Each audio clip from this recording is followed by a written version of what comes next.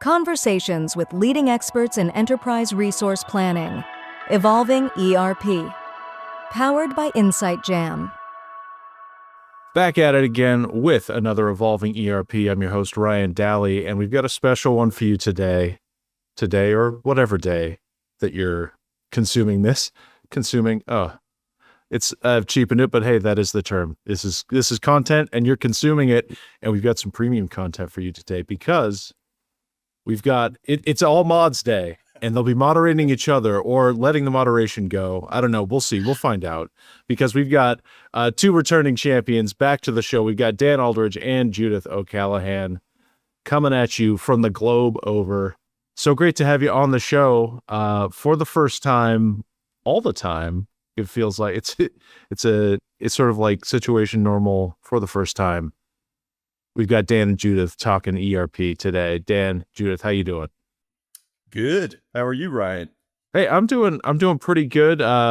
Little behind the scenes look. We're recording this on the day of our Q1 mini jam, which features both Dan and Judith. Dan is on a panel, Judith with a keynote this time. So go ahead and check those out. You know what? I'll figure out some kind of way to link those, maybe live. Do one of these. And then I'll do one of these. Check it out. Okay. Hopefully that banner. Hopefully I did that right. I don't know. There's always mirroring and stuff happening that I get wrong. But hey, if I got it wrong, I'm the idiot. You're the smart one. Go click on it and save that for the next. Add it to your playlist. But check that out. So Dan and Judith are talking all things ERP. We're talking AI, piggybacking on Judith's keynote, talking soft skills in ERP, which I've been noticing a lot of our folks coming through on the Insight Jam mini jam on our podcasts. With the rise of AI, soft skills are getting talked about more and more. They've always been important, but it seems like what's the advantage we have over the machines? It's that we are human, and we got to talk those soft skills. So I'm interested in learning more about that and hearing what you have to say about it. So Judith and Dan, anything you need to tell me before I open the gates and you're off to the races? No, I think we should just fire away. All right. Well, fire away you shall, and I will. Hi, Judith. It's always a pleasure, my dear. Oh, yes. To talk to you. I've been looking forward to this, Dan, and it's really going to be a great session. So, yeah. Yeah, I think so. It's action-packed. Yeah. Yeah, I think so. And you epitomize to me soft skills. You are really, really good at that, and you're really experienced, but you're also very empathetic. And I know that you're that way with your clients, which is phenomenal. So I think we should talk about that too. Yeah, during definitely. this session. And we're both moderators, and this is kind of cool to every once in a while to have the moderators talk. Yeah. Learn some more about your experience and learn about some market things that are going on that are, topical, top of mind, and, kind of your experience in those areas. So let me just launch with the first question. Okay. Absolutely. So And the first question is, thank you for being so nice as always. oh, you're welcome. I try to be nice to everybody. Doesn't matter. So, anyway, okay. So some of the biggest vendors, such as SAP, which is your specialty in the ERP market, have been upgrading their software with new tools and capabilities. To you, what have been some of the most interesting updates to ERP platforms in the last 12 months, which a lot has happened in the last 12 months in lots of areas. And are there any updates or features that you would like to see hit the mainstream soon that aren't there? So this is kind of something I've been pondering on. So the first one that stands out, that doesn't stand out, is the AI. So as predicted, every major player is investing on the AI, and thanks to that shift. So we needed that as humanity. We needed that shift, and we didn't have to do everything that a machine could do, right? So we needed to make best use of the machine. So AI is really good. And what is now interesting is I believe it's it's one of the tangential consequence of having the AI. The recent focus of SAP on data and focusing more Mhm. on the data side of things. So I believe it's a fantastic thing that has happened, but it's also a very complementary thing that has come because of which has originated, in my opinion, from AI. So either way, it's a great way for the organizations to look at what is important to them, because not every technology is relevant for everyone. Technology is like a toolkit, so you have that in your toolbox and use it where it's relevant for you, and use it in situations that's relevant for you. So if you're using it in situations that's not relevant for you, you'll have more problems than what you need. So it's something that we need to be very mindful of, and I can see that in other vendors as well, the focus on data and all that, not just the big players, but in players like Acumatica or Myope and all that. Yeah, so the I'm seeing the same thing on my side. Yeah. So I'm Infor and NetSuite Mm. are my two ERPs, major ERPs. And I see, so like the SAP Joule, Infor would have the generative AI capability, and also be focused on data because, all of these systems, ECC would be a good example of something that's sort of evolved over the last 10, 15, 20 years, right? Yeah. And has built up a lot of bad data. So any kind of tools, and I'm seeing some tools out there that are really good for, there's a friend of mine that has a company called DataWorks, Yeah. Mm. which uses AI to, I think you know him too, Yeah. right? Mm. That uses AI to clean up data rather Mhm. quickly, actually. Yep. And that has two benefits, right? One, when you're doing the data migration, you're bringing it over to the new system, be it S/4HANA or Infor Cloud Suite or whatever the case may be. It's cleaning up the operational data and also the historical data so that you get a good one source of the truth, Yeah. and you have, multiple years maybe of history that you have to keep, and you want to make Mhm. sure it's clean.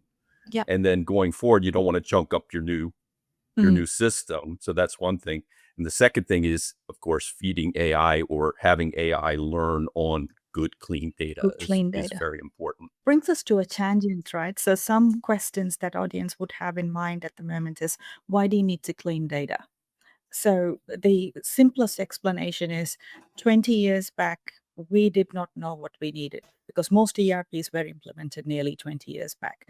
And now we are making decisions based on data that has been collected over a long period of time. So, for Mhm. example, one of the things that comes into my mind as I was talking to a client who was big on field services. So these days, there is lots of devices which collect data on the field, and Mhm. you do that, and which is a part of what you do. 20 years back, there was no such things. So people wrote handwritten notes, and they came back to the office and they filled it up wherever they could, and in many cases, those data were made up because, you know, it was handed over to an admin who filled it up, or in whatever situations it is a thing. So, what we need to be really careful of as we move forward with that is data cleansing is a thing. Make sure what you have is relevant for you to carry forward. You don't have to carry, or as clients watching this, you don't have to carry every data forward because not every data would be relevant to carry forward. So be very mindful of how much and how and what you carry forward. Right, and you can use a data warehouse, data Yeah. lake kind of scenario Mhm. where, because many companies, if you're say 1 billion, so enterprise level companies, right? They have multiple ERPs in their environments, and they can have one system for doing things like general ledger. So let's say they have ECC at corporate or something like Mhm. that, right? They can feed a lot of historical data, a lot of, GL transactions for 7 years or whatever they Mm. need into a data lake instead of Yeah. putting it into the operational system or systems, right? So it's a great way to consolidate those. You can use tools like APIs and things like that to link to bring data into a data lake, data warehouse. So that's your one source of truth for multiple systems. So I see that that's a big trend that I think is really important. Yeah. That people, because they're consolidating systems. I mean, it used to be maybe 10, 15 years ago that you had this kind of one ERP policy or something like that, and you were trying to convert everything over to one system. Now it's really not necessary to do that because there are lots of ways through iPads and things like that to link multiple systems and to feed data into a data lake or so, right? You can do analytics on that. So I think that's a really good trend, right? Because A good trend, yeah. if you're out there worrying about, hey, I just bought this company, when you get into PE too, right? You get private equity buying another company or buying a division or another plant or something like that. And they have an old system, maybe an on-premise system, maybe even something that's out of maintenance. And you have to figure out what to do with that. You can fit that into to a data lake and, you know, that kind of environment, and then run a new system, a new cloud Yeah. system for that, and have that be and have it be Mm. the most appropriate system for that Mm. division or plant, right? I think we're coming to that now because of, you know, things that happened in the past, right? But they tried to do this one ERP policy at an enterprise level. You know, it's a massive uplift, and Oh, it yeah. takes years and years and pain and a lot of failures. But this is a way of kind of mitigating those failures. So what do you think And about that? I think, Dan, this is one of the good things that has happened to us as humanity in this space. Because previously, those constraints that we imposed on ourselves, that is, going with one ERP or one systems, one enterprise system, and all that stuff, this all came because of constraints, because internet was expensive, and also transferring data and storing data, it is an expensive thing. Like even now, it's expensive, Yes. but not as expensive as it used to be. And as a result of these beautiful things, now we have the flexibility to keep operating the way we need to. So let's consider a scenario where there are two mines that are merging together because they were bought by the same owner. One operates on one enterprise system, the other one operates on the other. They can still continue to operate as in whatever systems they are comfortable. We don't have to force a change for the sake of change just because the ownership changed or anything like that. So this is the beautiful flexibility that has happened because of all the changes that has evolved in us and as technology. And as people and as humans, we've also evolved, and we have realized that we don't have to put ourselves through a change which is not needed or which is not sustainable. Because, who knows? Any company can get bought or sold at any time. So this the you know the pace at which businesses transition hands is a lot more than what it was 20 years ago. So just because Yeah. you're owned by one doesn't mean that you'll continue to be owned by that same group for a long time. Yeah. Unlock better leads through Solutions Review events. Welcome to Data Demo Day. Expert Roundtable, Solution Spotlight featuring Monte Carlo, Cohesity, Denodo, Cloudflare, High Gear, Broadcom, NextThing. Boost your brand with a webinar that shares comprehensive use cases, real-time product demos, and an interactive Q&A. All broadcast live to LinkedIn, YouTube, and Zoom from our Boston studio, or even on location. Fill your sales funnel with high-quality targeted leads. And contact us today by visiting solutionsreview.com/virtual events. The whole issue of change management is one that's really wonderful to explore, all the changes that are happening there. And then with the advent of AI, I think it becomes even more important to do that process.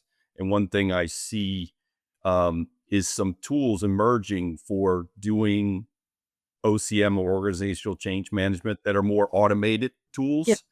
So I have a friend who has a tool called Business IT Scan. He's a Dutch guy, a friend of mine.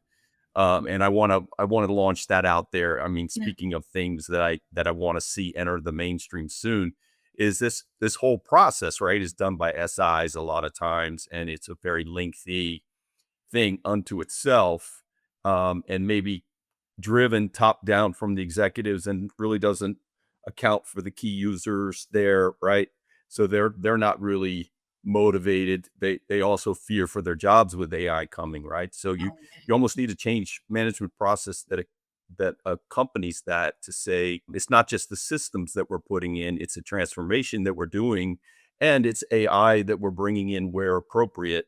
And don't be afraid, because this is how it's going to augment your job, right? Yeah. So I think that whole process is coming is accelerating the tools that are available, and there's some AI tools as well.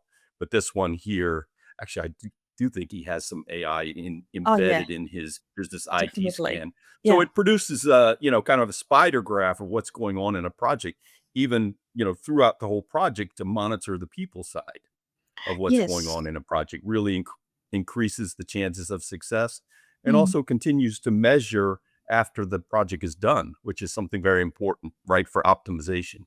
Yeah, two things I've said, a couple of things that I've seen in this space is one, companies like process mining companies like Celonis entering into the change management space. And Kerry is doing an amazing work there because process mining was previously seen as an auditing tool to be able to find out what's going on with the organization. So we don't have to fear that. So process mining is a beautiful process which helps identify where pockets of information lie in your organization. So either it could be things like organizational debt, or it could be something as simple as a financial debt, like, hey, your purchase orders are not getting approved on time, so clear that out. So it could be as simple as that, or it could be very complex things like, hey, the whole area of your buying and selling, you need to relook at it because over the years it may have changed a lot. So that's an insight that you can work with. So using tools like that, in my opinion, what it does, it makes the change management informed.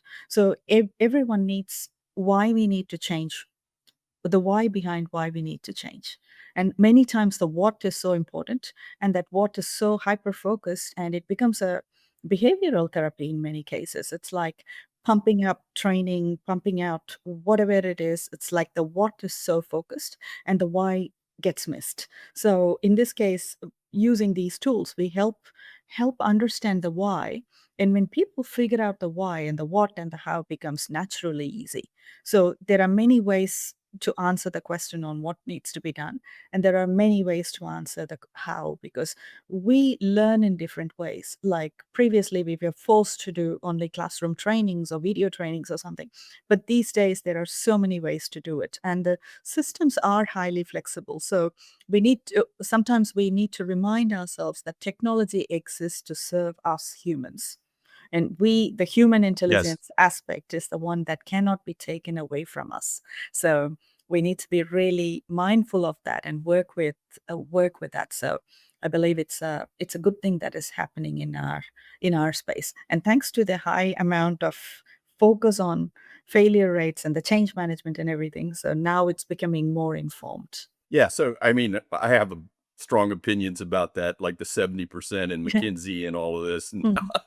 they always told us this. And it seems like when you look at their material, not to Mm. knock on McKinsey necessarily, although they are the kind of the people that put this out to begin with, it's that it's all top down.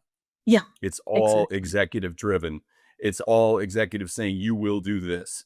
Yeah, That's no longer, with sustainable. people having tools. AI is a great tool for people to put it in their hands to give them power in a way, as long as it's not, abused or whatever. But it just makes the key users, because those are the people that are actually doing the work. And Yes. it always kind of saddened me or upset me that all these things appeared to be top down and executive alignment, and you hear about that and how that's going to make everything succeed. Well, no. My opinion is the people down here, the people that are getting the work done, should be the ones that are evaluating the processes and saying, hey, prove it to me that Mm. AI is going to help me. Prove it Yeah. to me. Give me a use case. Don't tell me that I just need to do an AI project because it's a top-down project that we got to do something, right? Just, you don't have to prove it. Just kind of ease this resistance that you have, and the fear, Mm. because people fear AI, right? They fear losing their jobs. So it's kind of a tool. It's evolving in the technology landscape here. AI is coming on pretty fast, but the people aspects of something new coming in and you doing transformation have not changed Yeah. at all, right? Mm. Those people aspects have been there from the start. They're worse now because there's new tools and pressure to, I got to fit in with this AI, and this AI agents are going to be here doing this, what I used to do. And I want to keep my information all to myself and my skills all to myself. And, those things are kind of accelerating in a way now with this new technology landscape. Yeah, and it brings us a very paradoxical or philosophical problem. It's a conundrum that none of us can solve, but it's something we need to accept and work with. So, the question to ask ourselves is, with all this advent of technology and the speed at which we are releasing things to the market, are we creating more problems for ourselves? Because the thing is, there is already a lot of change fatigue which has happened in the Yeah, last 10 years, and now we are just absolutely. pumping out technology almost every day. And every day, any software vendor, you look at it in their websites, they're releasing new products, new things, and everything. We are not giving ourselves enough time to absorb and things settle in. For example, AI. None of the AI that is available in the market is mature for decision making. But here we are building on things that are immature. So we are making the problems bigger and bigger because very simple things. So the like I'm in a region which is impacted by storms, so the flights change and everything. AI does a great job of updating everyone that it's storms in the path or predicted storms in the path and everything. Okay. Some people choose to change the flights, which is great. Some people choose not to, but as a result, because of the predictions and everything, some flights naturally get cancelled. But people who have chosen to stay on that path have no flights to get home. Very simple.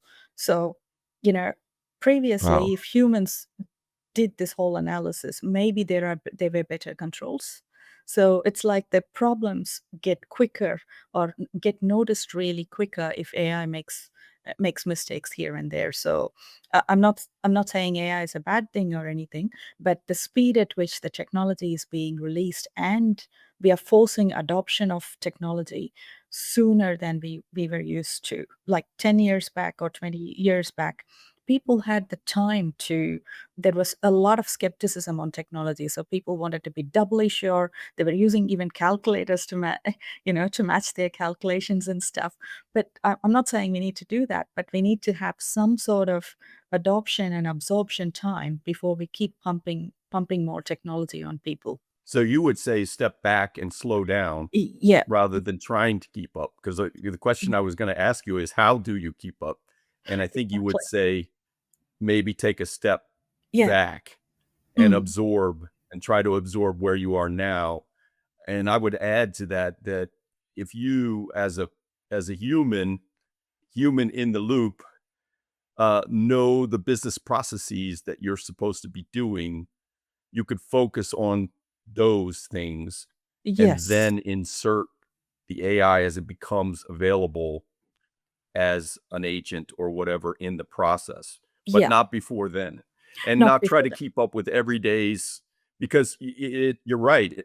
As a human, you can't absorb all of that as fast as it comes out. So you might as well just do something incremental where you say, okay, well, that's something that affects my business processes that I'm doing, and then get comfortable with those things, you know, and then take a step back, take a pause. I think that's a great Yeah. idea. And it's the way I see it is quite simple, right? So we've got a lot of technology. Let's say even to maintain a household, you can have so much technology to do that. If you are so worried about technology, you'll be updating your cooktop almost every day and not having an Your opportunity to. toaster is going to tell you when to toast or whatever, Exactly. right? And or like you wouldn't have even opportunity to taste all your dishes before you update the oven. So, I mean, where do you want to focus your energy on? Your energy should be focused on running your business, keeping your clients and your stakeholders happy. So, don't let technology be a distraction to your business. So, focus on your bread and butter, keep doing it. I'm not saying, ignore technology. I'm saying use technology to make sure your business does what it's supposed to do. Do not chase technology. It'll be like tail wagging Yeah. the dog. Yeah. Yeah, so that's a good corollary to Yeah. the next thing that I wanted to talk. How do you sort of decide how to um, well, what should you focus on? And you did your discussing about soft skills, right? So I think soft skills in this environment or in this day and age with all this technology happening at an ever increasing rate is the most important thing or the most important skill that you can have. And I find it comforting that you and I are experienced people with 20 plus years of experience doing what we do. We feel comfortable in our own skin. We don't need to worry about communication. We know how to communicate with people. So soft skills for us is something that comes naturally. And I think that, for people coming out of school, let's say, and they're coming out as an engineer, they could chase AI technology.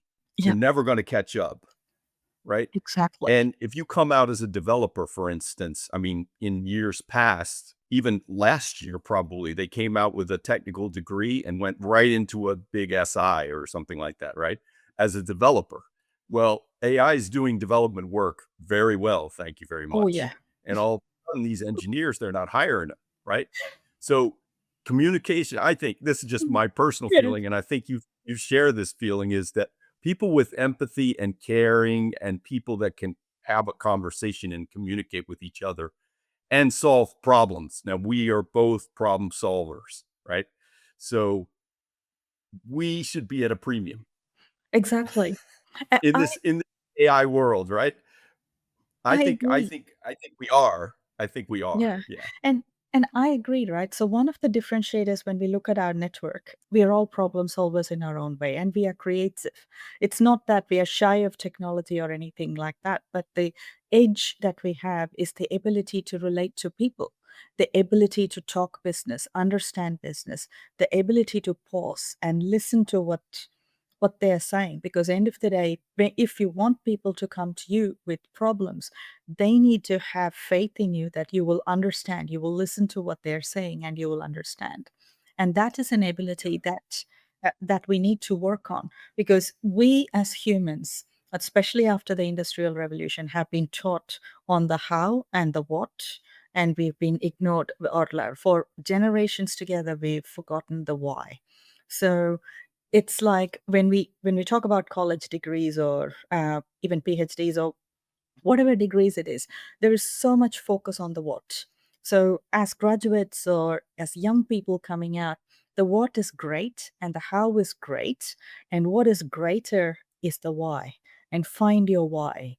And everyone has their why, and the people you're talking to will have their why, and that is the fundamental for us as humans to connect. So I come from a trading family, and I certainly believe this. Trade or businesses have existed much longer than the modern way we think of business. So people were able to trade, people were able to communicate with the technology that they had and with the skills that they had. Maybe they spoke the same language, maybe they didn't, but none of it impacted us developing as humans. So either way, whatever we choose to, these values are in us, and let's use that. Let's tap those values out and bring it to the surface. Those soft skills, those important skills that are not necessarily taught in the classrooms. That is the one that we need to focus on. I think that also skills like that are sort of more business concept Yep. related or industry related. I mean, if you're like, say, in aerospace and defense or whatever, about that industry before you get into software or Yes. vendor specific anything, that you understand those concepts behind that. I Yep. mean, I learned actually, for example, early in my career, I was a finance consultant. Mm. So I was working on a system called Bond, and Bond, right? Yeah. From the Are 90s. you? Yeah, Jan Bond's company. I was one of those guys. And what I did was I had finance background, but I had to learn a lot of things about T accounts and where where, what's the debit and what's the credit, and, and when you're doing various things. And I learned from scratch, I learned cost accounting. I never had cost accounting in school. I never had it. I have an MBA and I never had it in school, right? So I learned it on the job, and I learned it in a manufacturing environment. And to me, the conceptual thing was, I can do anything. I can pick up any SAP, it doesn't matter. I learn a new software very easily, right? Because I know the concepts and I know the industry. The industry knowledge is huge. Yes. Industry knowledge is huge. So if you've been in that industry, and you can pick up the software. So I think that vendor specific training is still valuable. Of course, if you're in the SAP ecosystem and you need to learn S/4HANA because everything's going to go that way, then you're going to have to pick up those specifics of how to do that, of course. And any kind of business process tools that are available to you and everything, you got to pick those up. But once you have the conceptual basis in the industry framework and the soft skills, huge. Soft skills are huge, right? Just the Yes. ability to communicate, right? I Yeah. mean, if you're in a project, you're dealing with people, and people buy from people. Yeah. And that's why your advisory is so nice, Judith, Oh. because, you get Judith, right? You don't You get get a a big person. SI, you get Judith. Yeah. You get a person, right? And that's what 85, 95, I've seen different statistics, but 85% of who, what you buy in terms of an ERP system or CRM or you name it, is going to be based on the consulting firm or the people that are helping you implement it. So I firmly believe in that. So I think there's certain skill sets, though, I would say, that are really good right now. Yes. And then things like data analytics, BI, data warehousing, or developing data lakes, things like that, going to be used no matter what. APIs, if you're a technical person, learn APIs, right? Because the APIs are going to help you to connect to whatever system. Doesn't matter. You have multiple systems and you're feeding data in. So you can learn those. But those, and then the business process type of tools that you would use. You mentioned process mining, very good one to use. And it's not just for evaluating which steps are going to be in the process. It's also for which steps do you want to automate and which steps do you want to inject an agent into if you're dealing with AI, if AI is in the mix. And it frequently is in the mix, like it or not, these days. Solutions Review is inviting you to join InsightJam.com. What started a few years ago as a social media event to celebrate enterprise technology has now grown into an always-on tech community with live events, discussions, videos, vendor showcases, and industry resources. Our vetted roster of experts, thought leaders, and analysts are sharing tips and tricks daily. So if you're interested in getting involved, join the long list of companies and brands who have already participated by visiting InsightJam.com today. So what we both are saying is that focus on the concepts, be it the business, be it the skills, be it a technology, focus on the concept. Because once anyone understands the concept, you can apply it in your own way. So for example, reconciliation. Every finance consultant would talk about it, be it, a technology like SAP, Oracle, BAN, Infor, whatever you use. Every ERP will have its own way of doing it. So if you understand the concept as a whole, then you can do it in any system. For example, I like to make things simple, as you know, Dan. So one of the examples that I can think of is if you're into cooking and if you know how to make a recipe or you make a dish, you can make it in any kitchen. So, how sophisticated or how not sophisticated doesn't matter. You can work it out. You can make a version of that recipe in your own way and serve it to your stakeholders. That's pretty much the same with technology and all the skills that you have.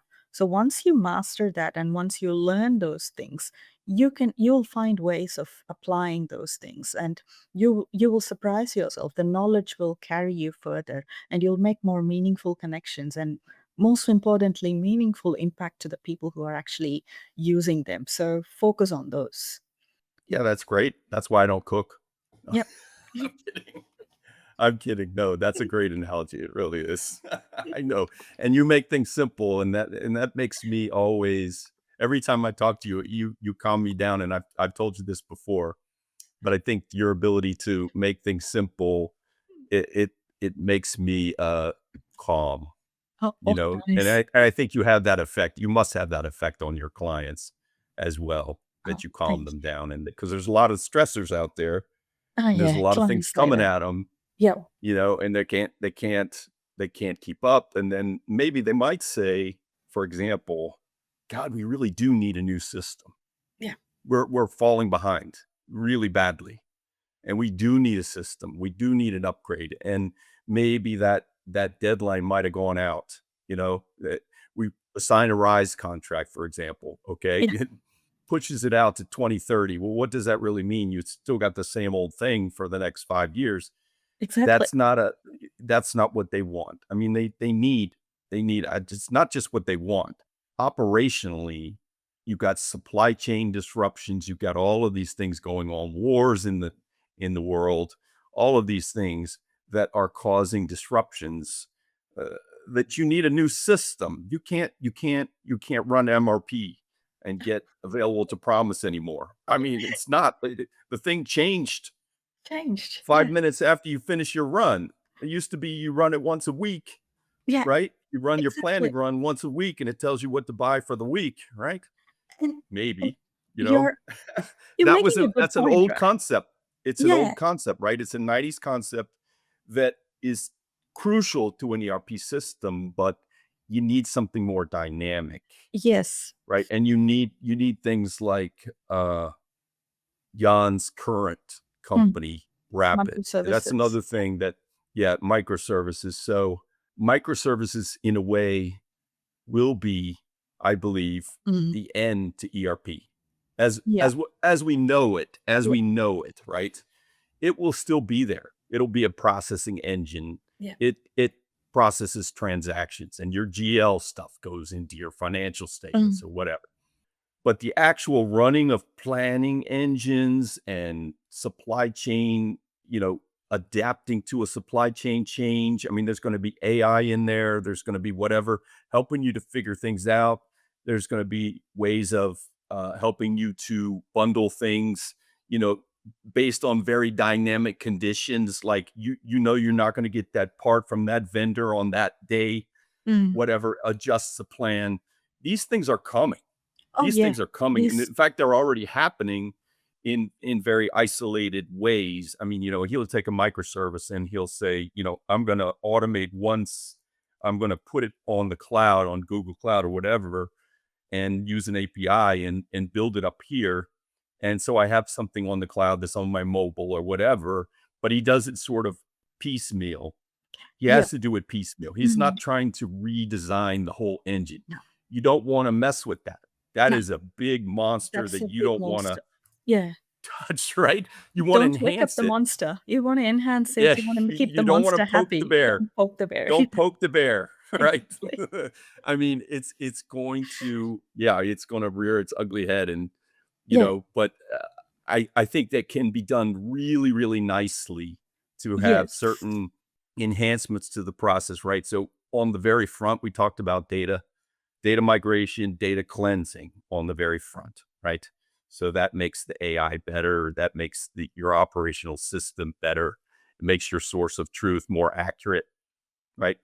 Then it you want to do business process evaluation using business process mining, using business process catalogs, whatever you want, whatever tools you want that are available to you, assess them, figure out which ones you need, eliminate the ones you don't need, augment the ones that you do keep with AI, maybe even agents, but make sure that you have the human in the loop in places where you Exactly. have to make a decision. Because if you let that thing make a Decide. decision based on any bad data, and you're not going to eliminate bad data, it goes ahead and it pays that invoice. Oh yeah, you'll have a problem much bigger to It's solve. gone. Yeah, it's gone. Yeah. You know what I mean?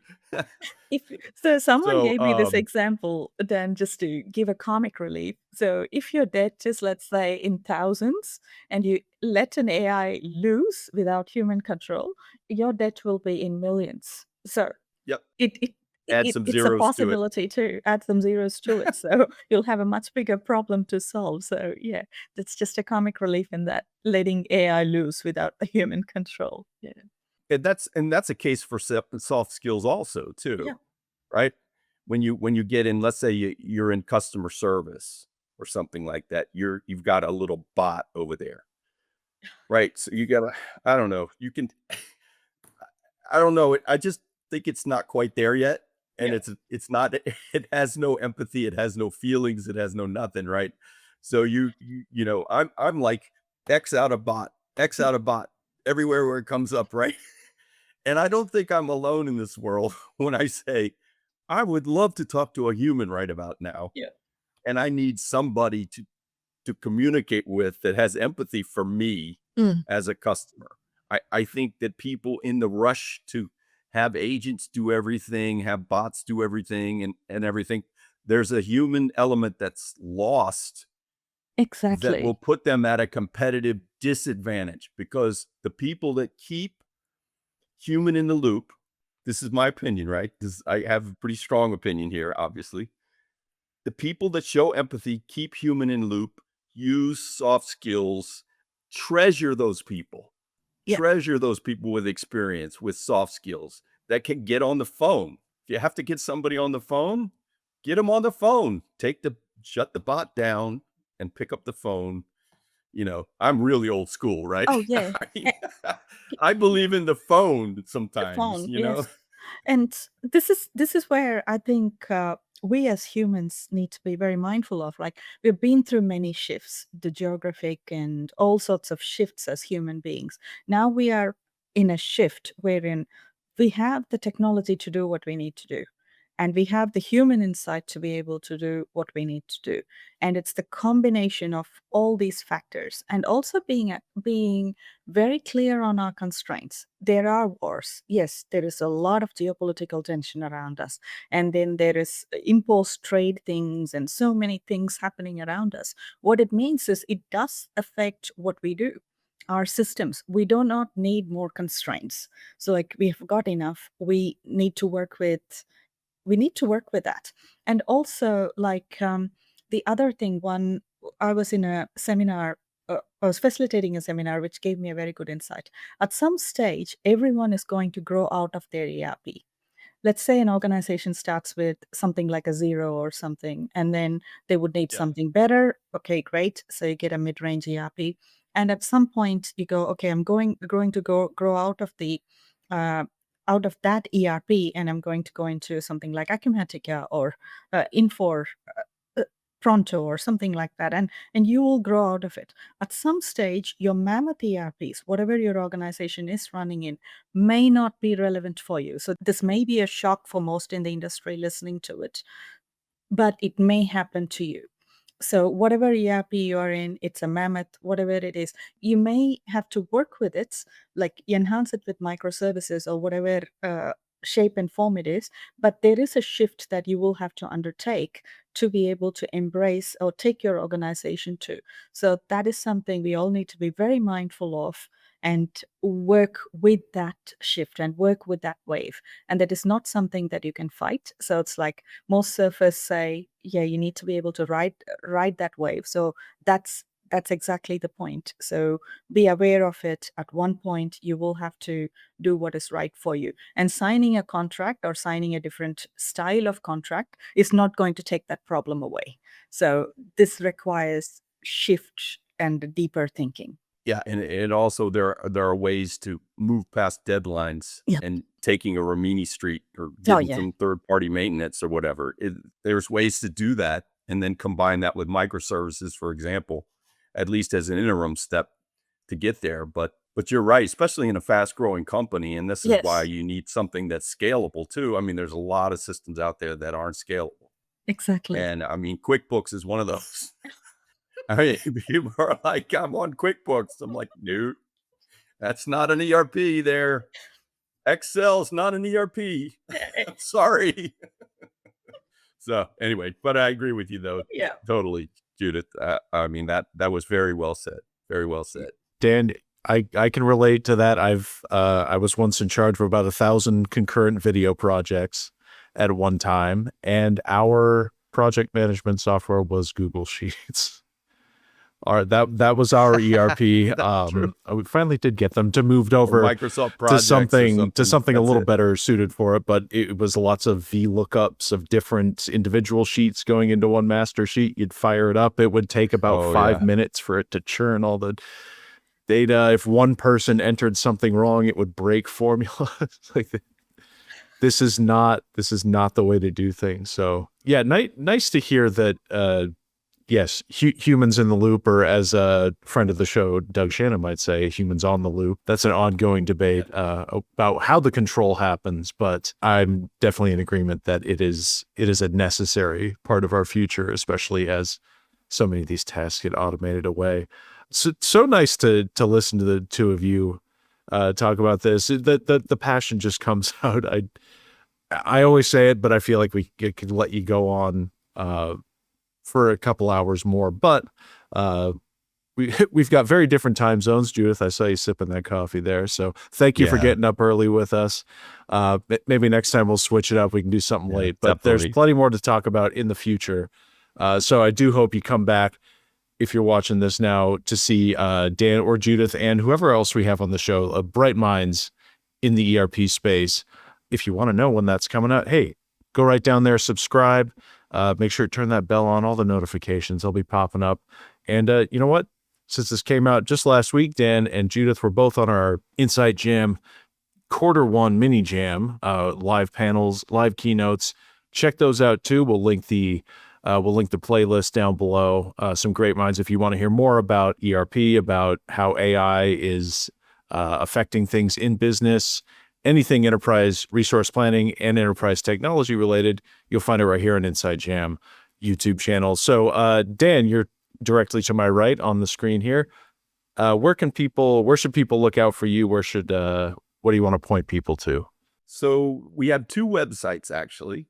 One is pcgservices.com, and the other one is asmartfactory, all one word.com. And that's our smart factory solution for manufacturing. So excellent. And LinkedIn, of course, and that will all be. And I am the ERP Thought. That's right. Yeah. Look at the thumbnail. You'll see Dan in the nice white lab coat there. And check those out. Those links will be down below. Judith, for you, where should people look for you, reach out to you? So LinkedIn is the best spot. So you can find me there, and there's a couple of websites on my page that you can find more information on me. So feel free to direct message me or tag me. So I'm looking forward to hearing your thoughts. Excellent. Yeah. Great follows on LinkedIn, both prolific posters.